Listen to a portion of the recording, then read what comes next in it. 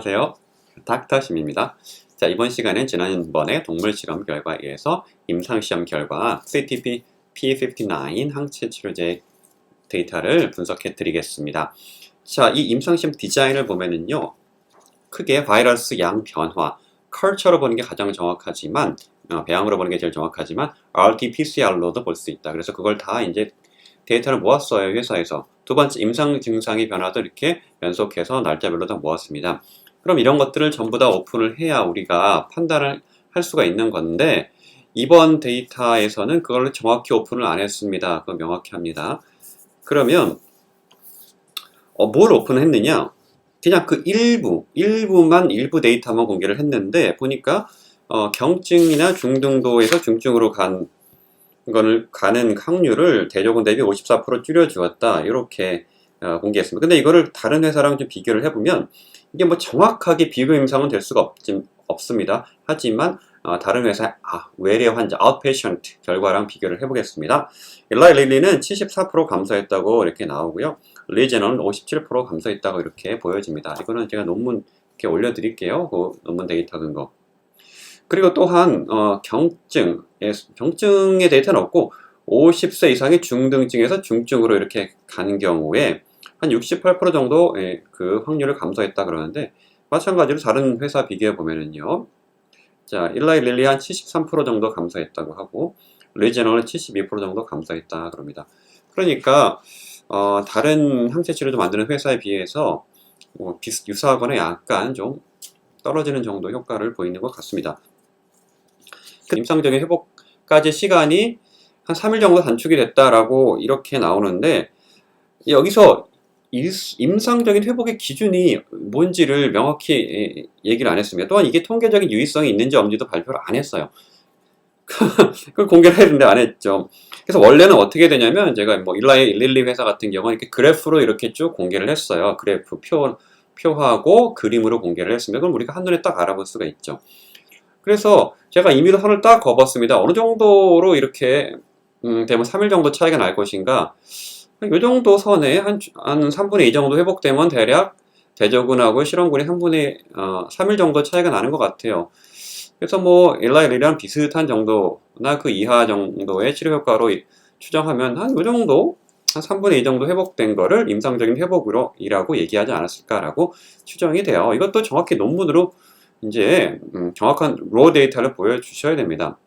마찬가지로 중등증 이상에서 뭐 그것도 로 데이터가 있어야 이렇게 정확히 우리가 어느 정도로 회복을 임상적인 회복이라고 얘기하는지 우리가 추정할 수가 있죠.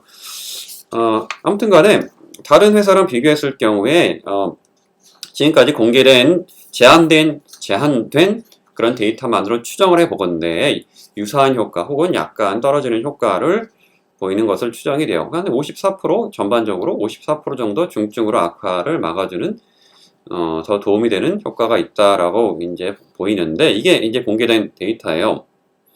이걸로 뭘 판단이 안 된다니까요. 논문으로 정확히 로 데이터가 나와야 돼요. 적어도 일라이 릴리만큼은 이렇게 좀 보여줘야 어느 정도 판단을 하죠. 투명하게 다 공개를 해야 됩니다. 아직 데이터 다 공개한 거 아닙니다. 또 한 가지, 여기서 54% 정도 중증 악화를 막아주었다. 야, 이 데이터가 일단 맞다면, 아니 그러면 46%에서는 막지 못했다는 얘기잖아요. 그러니까 이거는 사실상 면역 보조제라고 생각을 해야 되지, 이것만으로 완벽하게 전파 차단 치료 끝 이렇게 생각할 수는 없다라는 게 일단은 제 의견이고요. 그건 회사에서도 이제 인정을 했다고 생각을 해요. 그건 약간 다른 얘기지만 말씀드릴게요. 백신 있잖아요. 백신의 효과가 95%라는 주장들이 있는데, 여러분 이 항체 치료제들의 효과를 보면은 중증으로 넘어가는 거를 막아주는 효과가 한 75%가 넘어가지 않잖아요. 어떤 회사도 75% 넘어가는 회사가 없잖아요. 그런데 이 백신을 맞는 이유도 사실상 항체 치료제를 맞는 이유랑 거의 유사합니다. 왜냐? 사실 정말로 중요한 거는 고위험군이잖아요. 고위험군, 연세 많으신 분들, 그분들이 중증으로 악화되는 것이 백신으로 좀 이렇게 막아주는 그런 효과를 위해서 백신을 맞는 거잖아요. 여러분, 젊고 건강한 사람을 이 백신을 꼭 맞아야 된다.